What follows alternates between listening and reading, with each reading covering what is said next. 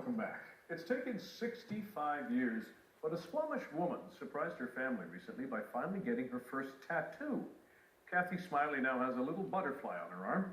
As the CBC's Rafferty Baker explains, she did it for her grandson.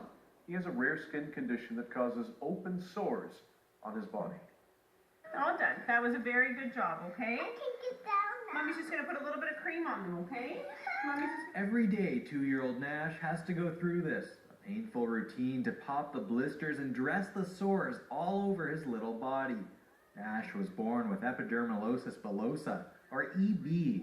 You can think of the rare condition as lacking the glue that keeps the two layers of skin together, so it takes almost nothing to cause bad blisters. This care routine isn't a surprise, of course.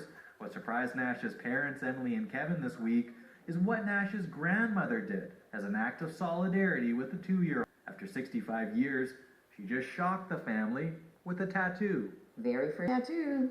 Nash's dad is covered in tattoos, but Kevin Smiley didn't expect to see one on his My mother. boy Blue! Really, I had no idea. I said, I'm bawling my eyes out.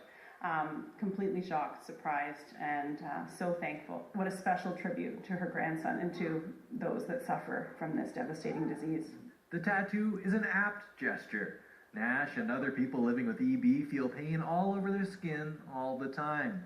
Kathy Smiley got a little taste of that this week. It was definitely a stinging, and yeah, it was annoying, and you were kind of going, okay, how much longer is this going to go on? The tattoo depicts a little butterfly made out of a stylized E and B. It's an emblem used to represent epidermolysis bullosa. Kids with the condition are known as butterfly children because their skin is sensitive and delicate like a butterfly's wing. The tattoo comes during International EB Awareness Week, and the family is in the middle of distributing keychains, bracelets, and shirts to raise awareness of EB. That is, when they have time between trying to soothe Nash's sores. You are all done now, buds. We will pull your sleeve down and get your pants back on. Sure. And then it's time for a rest.